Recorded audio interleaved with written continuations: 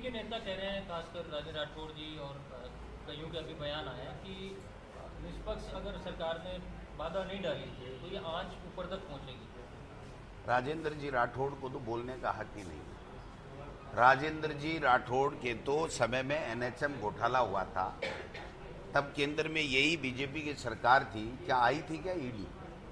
किस किस के क्या क्या मिला था? और एक बात बता दीजिए, पिछले 5 साल में ऐसा एक भी घटना नहीं हुई भ्रष्टाचार की जिसके ऊपर ईडी को आना चाहिए था? क्या ऐसा किसी भी भारतीय जनता पार्टी के किसी रूलिंग वाले स्टेट के अंदर इस तरीके की कोई भाजपा के किसी मंत्री, मुख्यमंत्री या अधिकारियों के यहाँ कोई किसी तरह का कोई मामला नहीं है? आप बताइए, केवल कांग्रेस शासित राज्यों में जहाँ पर सरकारें अच्छा काम कर रही हैं, ईमानदारी के साथ में काम कर रही हैं, और जो घटना घटित होती है उसके ऊपर त्वरित एक्शन लेते हुए बड़े से बड़े लोगों को पकड़ रही हैं। अब ये क्या करेंगे आप बताइए कि जब आरपीएससी के मेंबर को हमारी सरकार ने बर्खास्त किया, हमारी सरकार ने उसको पकड़ा, उसके पैसे मिल गए, तो कोई छुपाया थोड़ी हमने। जब हमारी सरकार ने कुछ छुपाया ही नहीं तो फिर ये नोटंकी क्यों? बट मैं फिर ये कहना चाहता हूं कि अगर किसी ने कोई भी अपराध किया है और जिस धारा में और जिस एजेंसी के लायक कोई मामला है, तो उसमें किसी भी तरह की जांच करने में हमें कोई तकलीफ नहीं है और हम तो उसका स्वागत करेंगे। बट जो ये मामला आया गया है ये केवल और केवल पॉलिटिकली है, और वो इसलिए है कि 12 महीने से बीजेपी के नेता कह रहे थे, सबको डराने की चेष्टा कर रहे थे कि ईडी आ रही है, ईडी आ रही है, ईडी आ रही है। अरे भाई, ईडी में भी आदमी काम करते हैं। ईडी के अधिकारी एक सीमा तक आप उनको मिसयूज करने की बात कर सकते हो, लेकिन वो भी तो व्यक्ति हैं। वो आपके सारे के सारे पॉलिटिकल टास्क पूरा नहीं कर सकते। वो भी अपनी जिम्मेदारी समझते हैं कि हमें ईमानदारी से हमारे कर्तव्यों का निर्वहन करना है। तो मैं उम्मीद करता हूं कि अगर ईडी आई है तो वो अपने कर्तव्यों का अपनी सीमा में रह के अपने कानून के मुताबिक अगर वो कोई जांच करते हैं तो हमें कोई दिक्कत नहीं। लेकिन इस भजनलाल बिश्नोई के साथ में कई कांग्रेस नेताओं और आपकी से कई नेताओं की फोटो भी वायरल की जा रही है सोशल मीडिया पर, और आपके जो विरोधी है वो आरोप लगा रहे हैं कि कांग्रेस के नेता भजनलाल बिश्नोई। तो अब तो ईडी आई गई ना, जांच कर लेने दो। अगर किसी ने बेईमानी की है तो वो जेल के सलाखों में होगा, दिक्कत क्या है? फोटो से ही अगर अपराधी बनते हैं तो बनाओ ना फोटो। कौन बनता है? हमें तो लाखों लोग मिलते हैं भाई, हम तो नेता हैं, इसलिए लाखों लोग मिलते हैं। मेरे साथ किसकी फोटो आई? मैं तो भजनलाल नाम के व्यक्ति को कभी जानता नहीं, न मैंने कभी जानने की चेष्टा की। बाबूलाल कटारा को भी मैं तो नहीं जानता।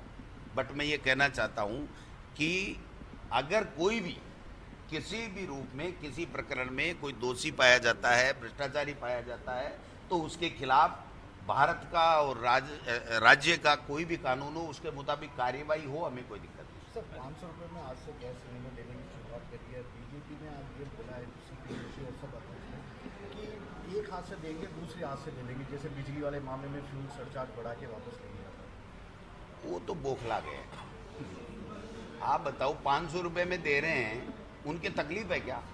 जब उज्ज्वला योजना में गैस सिलेंडर और चूल्हा दिया था तो हमने कहा था क्या? हमने यही कहा था कि आपने उज्ज्वला योजना में माताओं और बहनों को आपने जो चूल्हा दिया अच्छा है, लेकिन इस सिलेंडर को सस्ता दो, नहीं तो ये भरा नहीं पाए।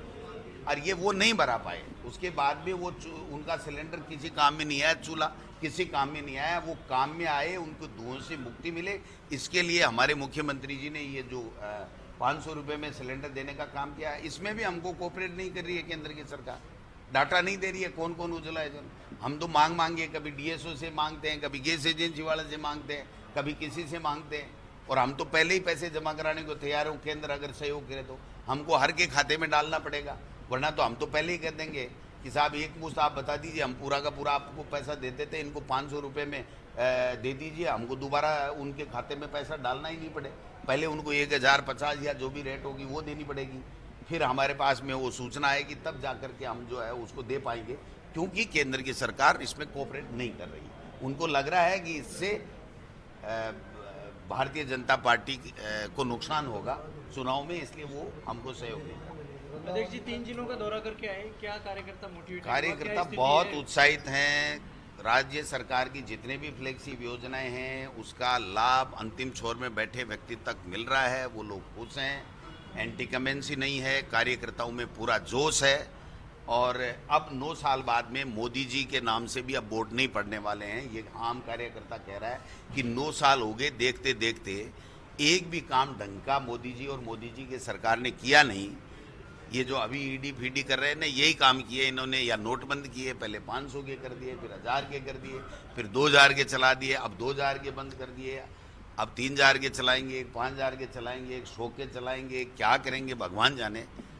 तो इनका कोई विजन नहीं है, इनको हर चीज़ को वो चुनावी चश्मे से देखते हैं